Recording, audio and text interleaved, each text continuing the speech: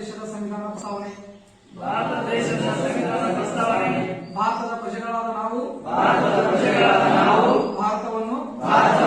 ಒಂದು ಸಾರ್ವಭೌಮ ಸಮಾಜವಾದಿ ಜಾತ್ಯತೀತ ಪ್ರಜಾಸತ್ತಾತ್ಮಕ